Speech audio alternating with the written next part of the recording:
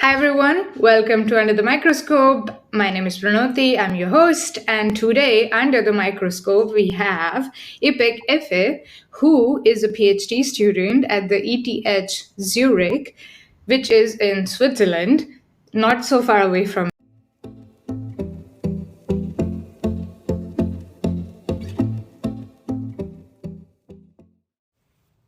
Hello, and welcome to Under the Microscope, a Real Scientist Nano podcast where you meet a new materials and nanoscientist with every episode.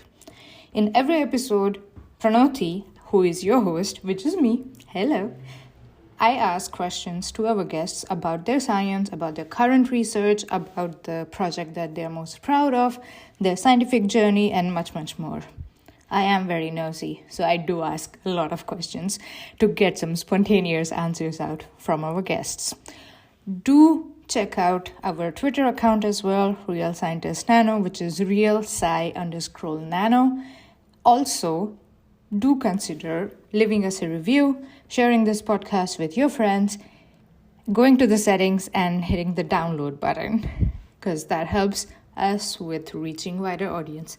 Thank you and enjoy the episode.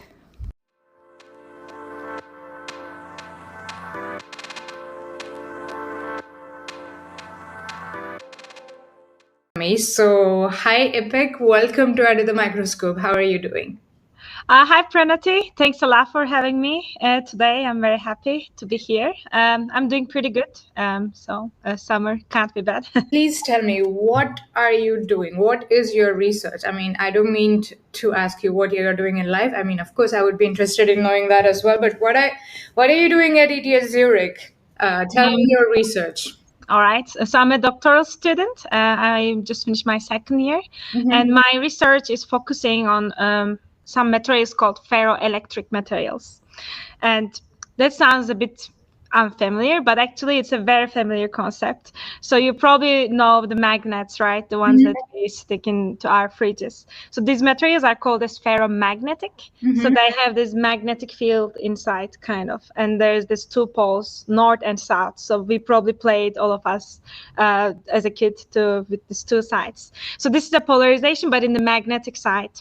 But with the ferroelectric, we basically have a very similar, like analogous or same concept, but instead of the magnetic field, we have electric charges.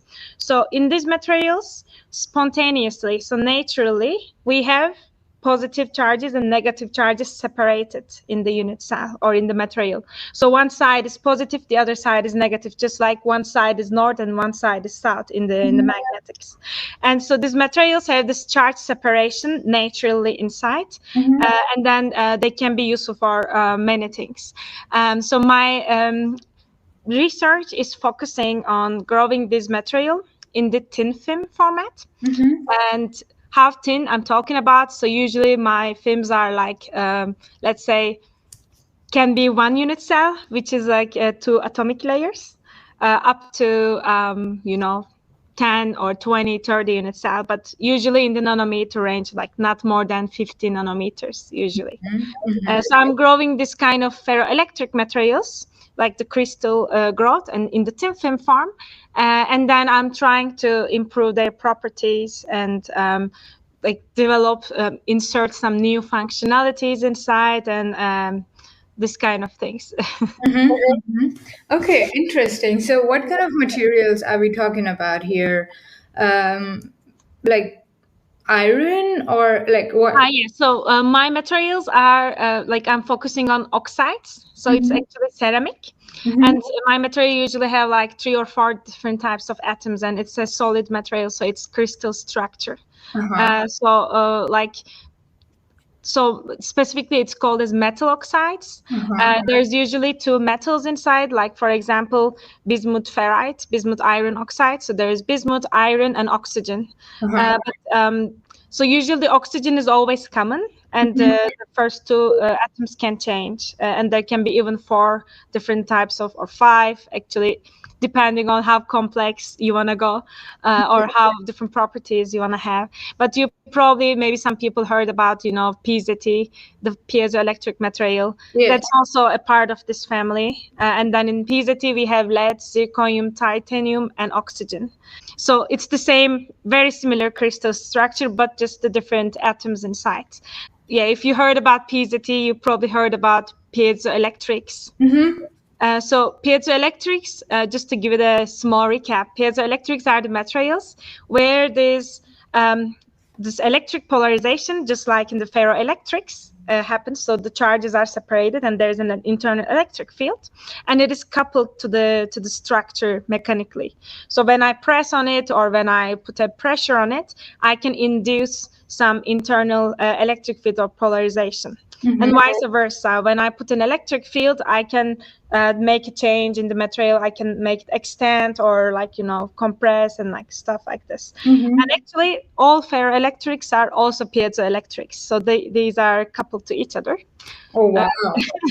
So ferroelectrics are actually very cool because they combine different things within themselves. Like all of them are piezoelectrics. So the mechanical structure is coupled to this electric order, and they are also photovoltaic, so they can get they can absorb sunlight, and then they can create this electric field. Or at the same time, they are also pyroelectric, which means I'm talking about a lot of electric stuff. And then there's the first part of the word, which basically tells you the energy type, the resource, energy resource. So pyro is for the heat and temperature. So we can also control this material by using temperature change. And they're also ferroelastic, which comes again with this mechanical structure and the electric polarization coupling. Oh my God. We talked about a lot of ferros. Oh my God. Oh my God. This is so cool. And I'm still stuck on the point that you mentioned. So it's like ceramic. So are we talking about you being the witch who is making the ceramics electric or magnetic? Yes, exactly. So these are ceramics as a class of materials, and then we usually call them in our field as electroceramics.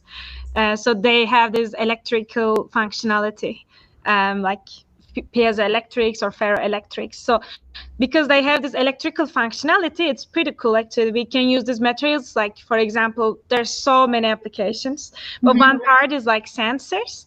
So we can give the sunlight or another light, or we can have some kind of a mechanical pressure sensor, or mechanical sensor, or temperature sensor. And because there is this electric component coupled to it, all of these different energy sources creates this electric response, so that we can insert this material in our electronics, and then have all the circuits and devices on top of them. So that's actually pretty cool because they are pretty controllable. So we can control them basically with so many different ways, and that of course opens a lot of applications. Oh wow. This is so I could ask you so many questions. I could just continue on this and learn more and more. This is like my personal crash course into ferroelectrics or electric ceramics or electrifying ceramics. Sorry, I will stop myself now. But yeah, okay. How did this happen, right? How did you end up in Zurich working on these uber cool materials? Like how did this happen? Tell me about your journey so far. Sure. So I'm from Turkey. So I did my primary and high school in Turkey, and then my bachelor Turkey as well in Sabancı University in material science in Istanbul. In Istanbul. Okay. Okay. So I finished my bachelor's. So in my bachelor's, I worked on a slightly different topic. So I was working on luminescent materials, so the materials that glow in the dark, and again some ceramics. But then I had an internship. So I think for me, my interest started with that internship. So I did a summer research internship at CERN, so in Geneva. And there I was working on a material called bismuth iron oxide. So this bismuth ferrite, we call it. This bismuth iron oxide is a ferroelectric material. But at the same time, it also has a magnetic order. And these two things are coupled to each other. So it's possible to control the magnetism by using electric field, or control the electric polarization by using magnetic field. Okay. That's pretty useful because, for example, in our daily lives, we have these magnetic memories, right? In our computers, these hard disks and so. Memory devices are magnetic. And then to switch them, we need to have a small magnetic field. So to switch means that storing information in them. And creating magnetic field is very costly because we need to have a very high electric current, and then it costs a lot of energy to us. And the cool thing about this bismuth iron oxide is because there is this electric and magnetic order is coupled, we can switch this magnetism from north to south, or this. We can store the information by using only a small electric field, and because we don't use current, we don't use so much electricity, we don't lose so much to the heating up with the current and all this resistance and stuff. So that's why these materials are very promising candidates for future energy efficient electronics. And when I was working on this material in my summer internship, I was very interested because that sounded very cool. And then afterwards, when I applied for my master's, I already kind of knew what I was interested in. And in ETH Zurich, in the master's program, we are supposed to do 3 research projects. So 1 big one, but 2 small ones. So I did several projects on this field, both computational and experimental. And then I decided that I like this area a lot. These materials are super cool, and this is a very fastly developing field. So it's relatively a young field, but it's super fastly improving and getting popular. And I think there's so many potential that is waiting to be discovered. And then because I liked it so much, I was like, I want to do a PhD on it. And then I continued. Now I'm doing an experimental research on ferroelectrics. Oh, that is so cool. That's quite a journey you've had. And there are so many interesting projects that you mentioned that you're working on. So now I want to know, please don't hate me, one research project that you're most proud of, or the most fun or quirky one. And please tell me about it in super simple words, okay? In the section we call In Other Words. All right. So I think the one that the most proud of, they're all very fun. I like all of them. But I think I can talk about my current research because that's the one that is still developing and it's still super new and exciting. So I talked about how great are these ferroelectrics material, ferroelectrics. But usually there's a limitation of them or something to solve or develop. And the problem with this ferroelectrics, or let's say the challenge, is when we use these materials, for example, I put them in my device and I use them, I turn it on and off, and then I store information in them. And first few cycles, it's fine. So first few times, it's okay. It's not even first hundreds and thousands times, it's okay. But once we start using them for million times, using them means that storing a single information, for example, or, opening and closing, or, putting an electric in the current, the circuit or not. And then once we start using them more and more, so after a million or billion cycle, then they kind of lose their functionality. So we cannot control this polarization anymore. And that's called as fatigue, so material fatigues. And then that's one of the biggest challenges, or, but one of the biggest things to solve before we put these things in our devices. And why this fatigue happening actually? Because talking about crystals, so atoms ordered in a structure, and then of course, in real life, nothing is perfect. So these crystals always have some defects, which means that, missing atoms or other kind of imperfections in a way in the structure. Right. And because these imperfections kind of starts, pinning the polarization, they act against us, so we cannot control anymore. This fatigue happens. And so solve this problem, actually, we need to look at the crystal, right? Because we need to get rid of these defects. And there is actually one crystal called as Aurelius structure. So it's a name. And then and these Aurelius structures are in a way self-healing, because they have a super complex unit cell. So they consist of two building blocks, like some standard kind of building blocks, but Wait, they are did you say self-healing? Did you? I said kind of a self-healing. We can say it as a self-healing. So if I drop it on the floor, then they would still be like they would be able to get. Because this would be super useful for me because I'm very clumsy and I drop my phone at all times. All right. So maybe it's not as macro scale. So the self-healing I'm talking about is still cool, very cool. Yeah. Okay. Electrically self-healing. So in these materials, there are two building blocks. Let's say the part that have like standard ferroelectrics have the crystal structure, and these are separated, and there is a layer in between, another kind of crystal structure. And the structure is highly charged, so it has a lot of electrons and like a lot of ionic charges. And then because this layer is there, it's kind of whenever there is this effect of the defects, layer compensates this effect, contracts the negative effect of this imperfections in the crystal. So in a way, it kind of fixes the effect. So it kind of heals this electric fatigue in the structure. And these materials have actually no fatigue, so you can use them like trillions and so many times, and then they still are functioning. So they are pretty cool because they kind of solve a problem of ferroelectrics. We talked about how great are they. And so these materials are great, but there's one hard thing about them, because the structure is very complex. It's very hard for us to make a film out of them or grow them nicely. Right. So my research lies in there, or not only grow but also controlling the polarization, because they are very complex. They tend to do their own thing, and then like we cannot really control them. And then so my research is about having this control over this Aurelius compound, and then seeing the polarization and the controlling it or engineering it in a nice way. So what I do in the lab is that we have this technique. It's called second harmonic generation. I'm not going to go into details, but basically we have a laser that we shoot the material that is growing.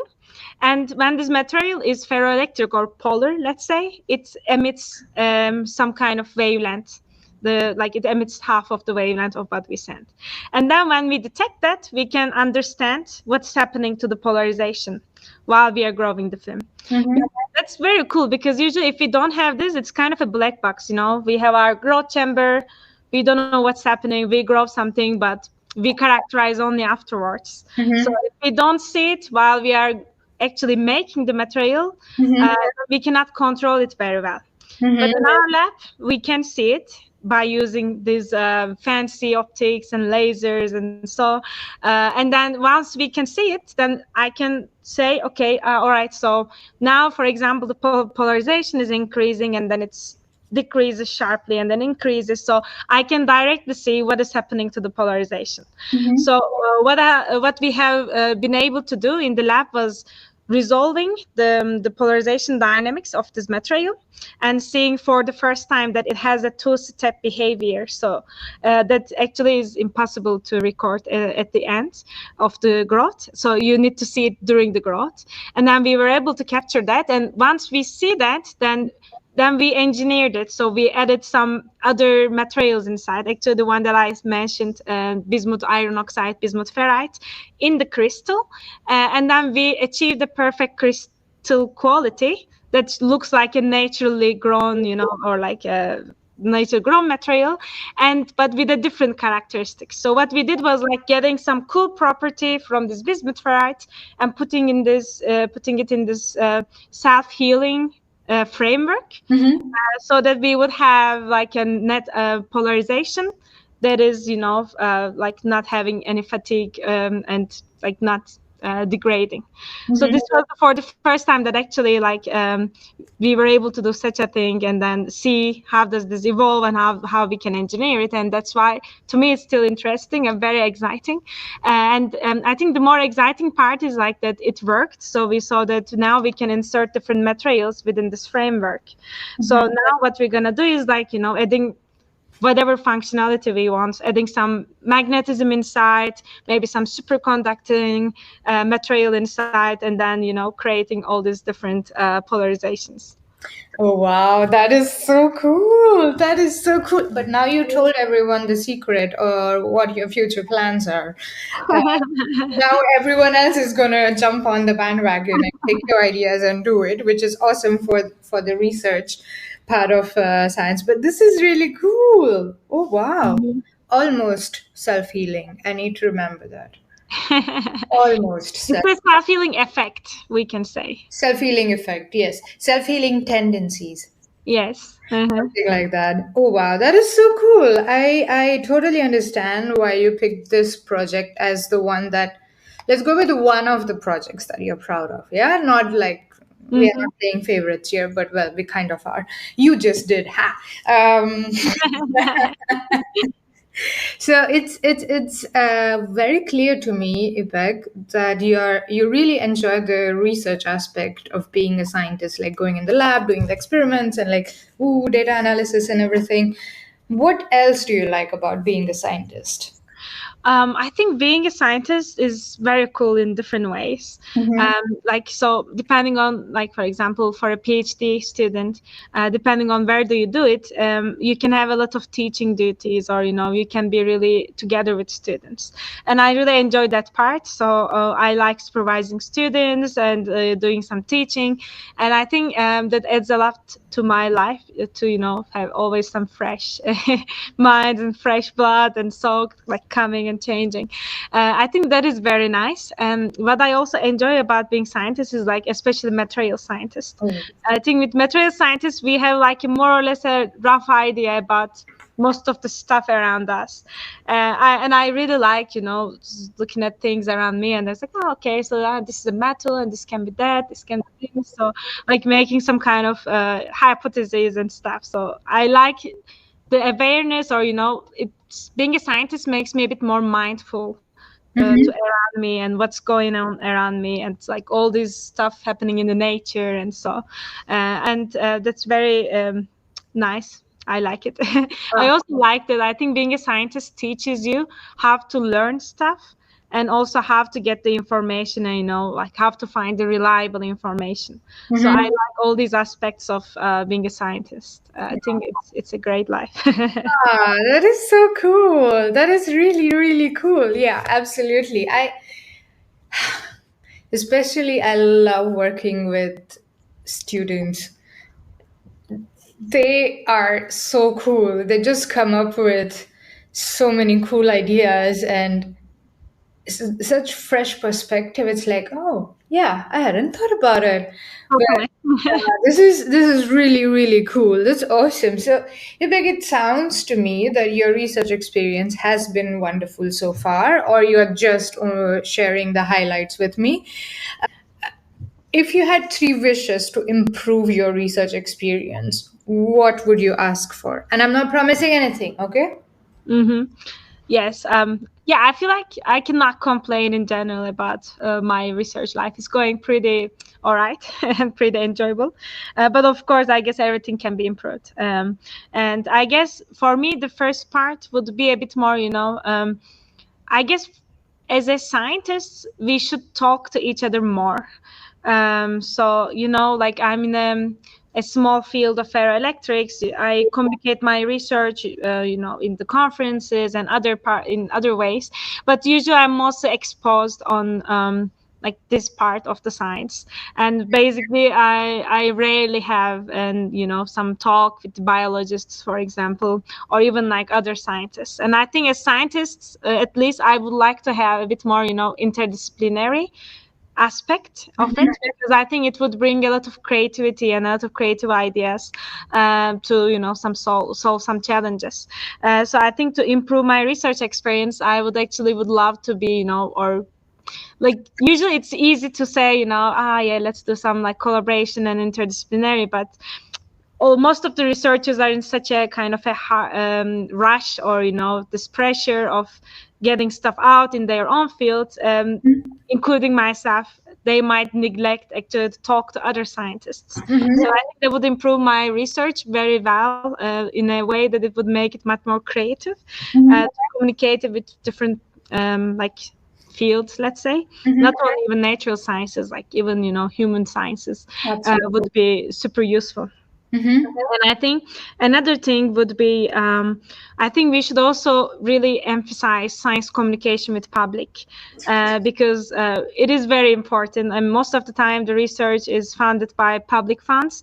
But on top of that, it's just important to communicate and like encourage the public to think critically, and then know the facts, the nature of facts around us. And so and I think that is very important, but it's usually also what I see, like it's getting much better for sure. Like science communication is getting more and more highlighted, and like getting more aspect and spotlight. But I think we should do a better job there. Like we should communicate our research to the public more, and have these discussions with the public more. And I think it is always very beneficial to actually talk about your research to someone who has no clue about it, because it makes you realize, oh, actually I don't understand this part very well. I need to look that, or like, okay, maybe it is like this. So it's very useful for both sides. So we should do it more.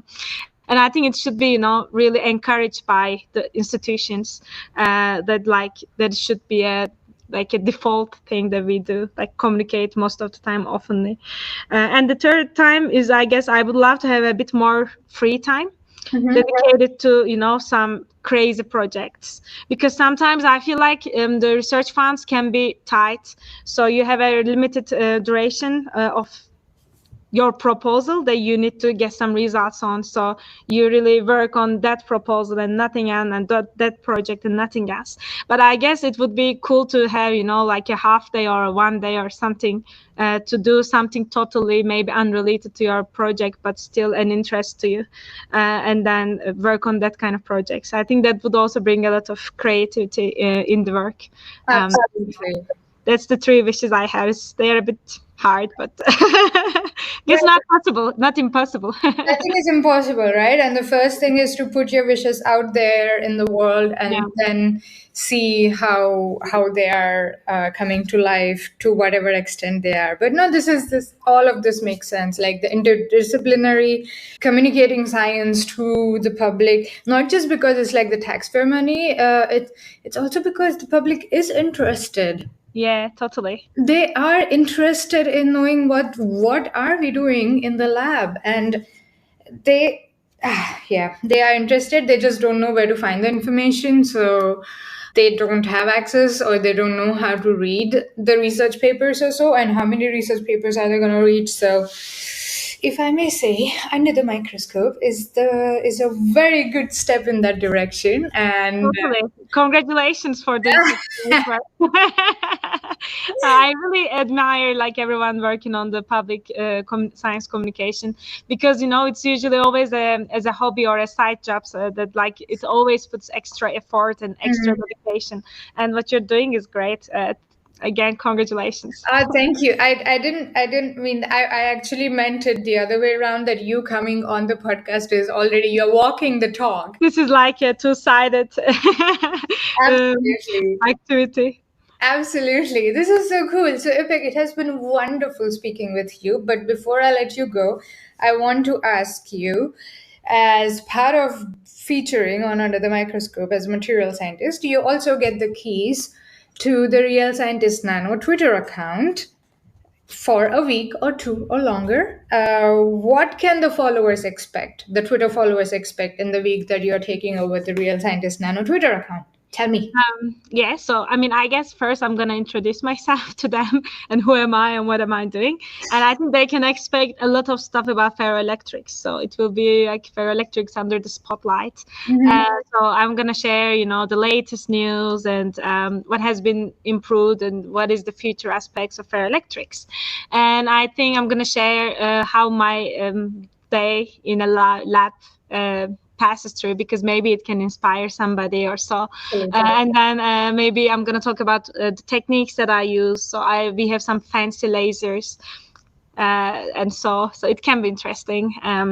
And yeah, I guess then I am going to also talk about ETH and being a student at the Department of Materials, and like the highlight of the research in my group, so people can get a bit more familiar with the field. Yeah, I guess that's more or less my plans. Okay, that sounds really cool. I cannot wait to take a lab tour with you when you are taking over the Twitter account, also the campus. And please show us the coffee machine as well. We have a very nice coffee machine, like Yeah, that's what I've heard. yeah. I've at least I can see it, but yeah, do show us your fancy lasers and everything else, and do show us your lab, your campus, everything. That sounds really cool. Thank you, Ipek, for taking the time speaking with me. This has been wonderful, and cannot wait to follow your tweets on Real Scientist Nano. Thank you very much. Thank you so much for having me here. I really enjoyed talking with you, and yeah, I can't wait to share as well. Thanks a lot. That's a great opportunity, and that's a great work you're doing.